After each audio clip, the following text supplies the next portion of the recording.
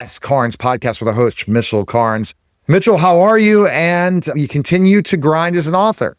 And there is another underlying reason why you're doing this. You enjoy it, but there's another reason. Tell us that reason and why the Abbey Rhodes. It's mystery. All right. Having been a pastor most of my life and a youth minister before that and education minister, so I have a lot of ministry behind me. The faith aspect is a part of me, but it's also coming from my counseling time and seeing that people in the church, people expect the church to be at least act perfect, but it's just made up of sinners who have been saved by grace. And so things happen in the church that don't necessarily honor God. And so I wanted to address people who have been hurt somewhere along the line by someone in the church or acting as the church. And they have gone astray as far as away from the church, away from God.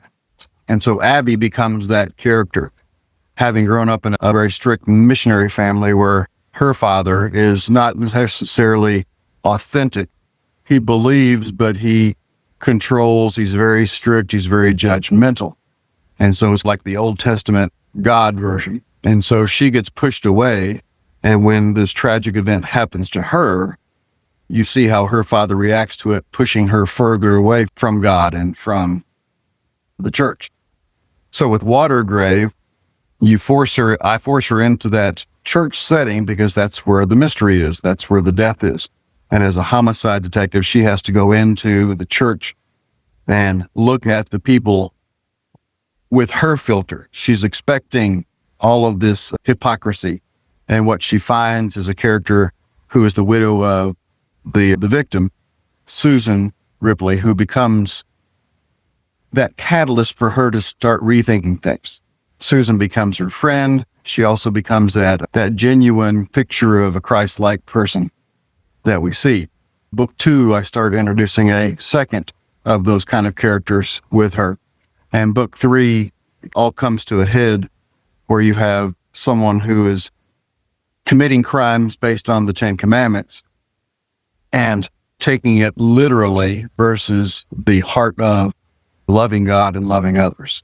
So everything I try to do in here is a faith-based and a faith message, but of course the mysteries are the primary story. These are all underlying factors. And absolutely, the other stuff is underlying factors. But you think about ultimately the message that, especially with what's going on in our world today, to be able to do it in a way that's entertaining and is bringing people together, such a huge thing, seeing your fans grow and your readers grow. Yes, and those people who have read it who have been atheists, those people who have been hurt by the church, I'm hearing back from them. They're identifying with Abbey, and that's my foot in the door with them. So hopefully they'll follow her story, and this one is the 6-book story arc. And so by the end of those 6 books, you see how ultimately Abbey resolves and reconciles with God and the church.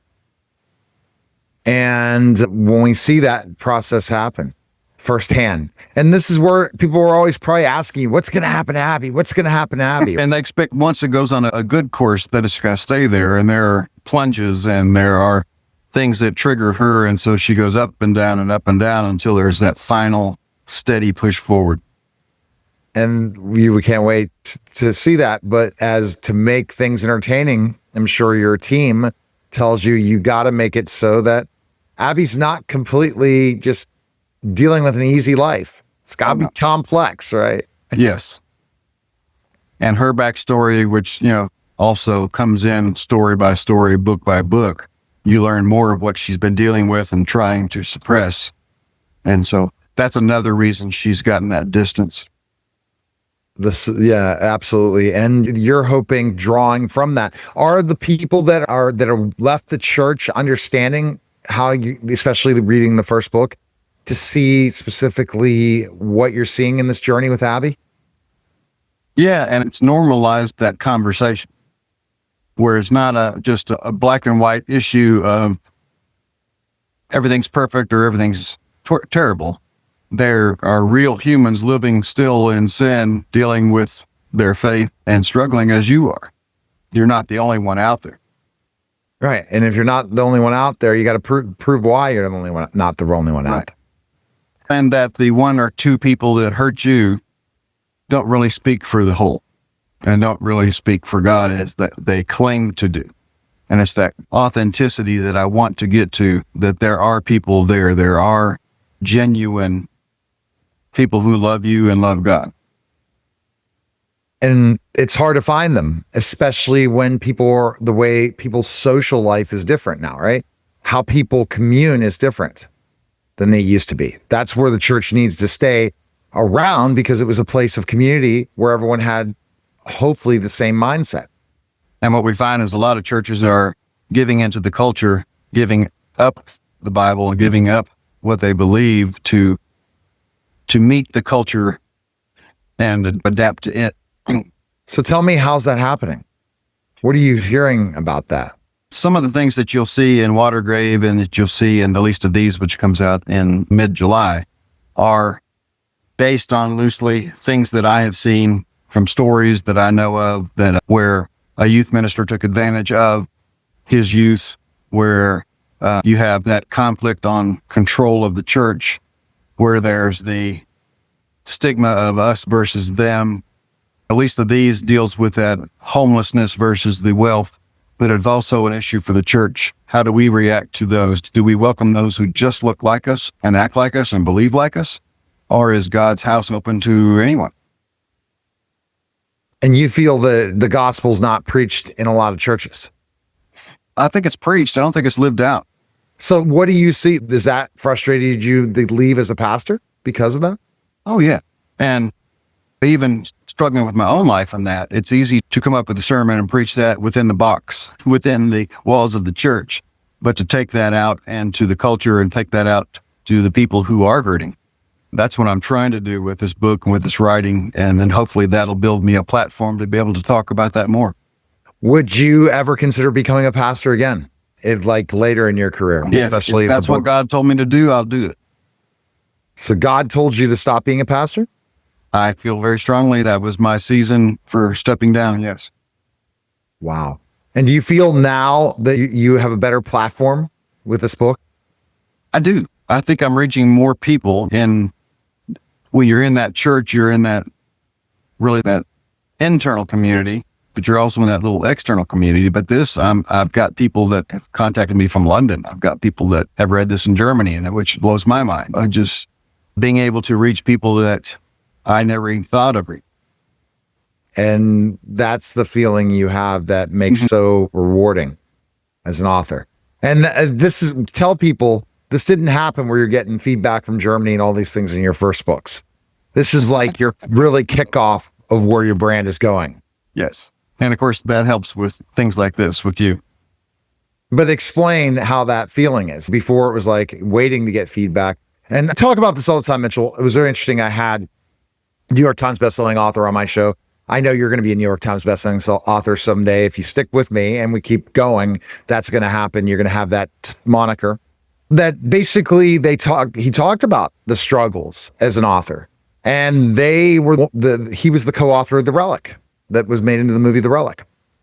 And he basically talked about in this conversation that they didn't have some good heavy wins after that big thing. And they had to keep plugging away till they finally had another hit.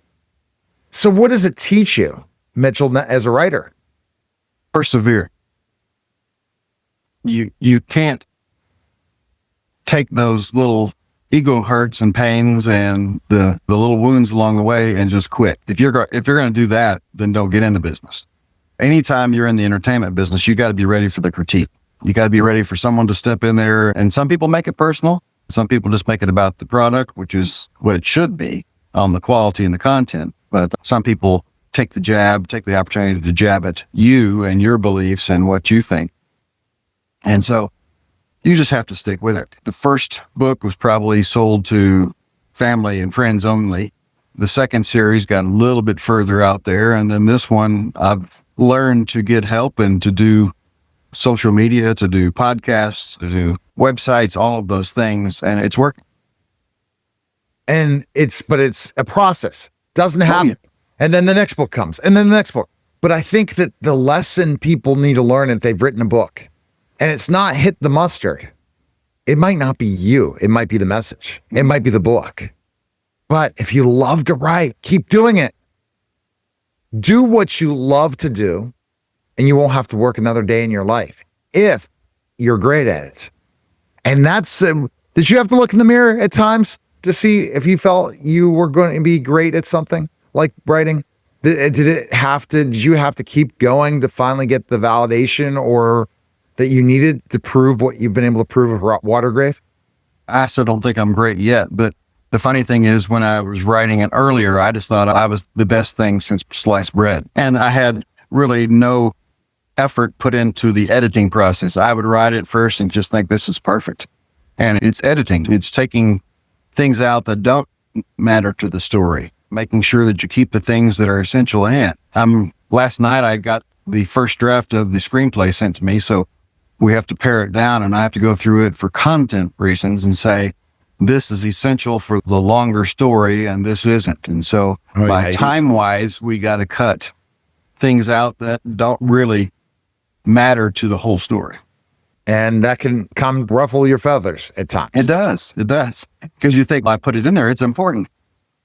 See, this is the experience that I see with even editors of, let's say, that are or someone critique from a client and how you take that feedback. Do you take that feedback in a way and say or do you go and say, I shouldn't have done that? I think you have to know exactly what the story was there for. And that's where you judge the critique, not as a personal attack or not as a wound to my ego, as I said earlier. But this will make the story better or this will not make the story better. And you sift through those things and you take the things that make the story better. And it's about keep persevering. Best place people go is mitchellskarnesauthor.com. Appreciate it, Mitchell. Thanks, sir. All right, that's a special simulcast of the Neil Haley Show and the Mitchell Karnes S podcast, guys. Take care.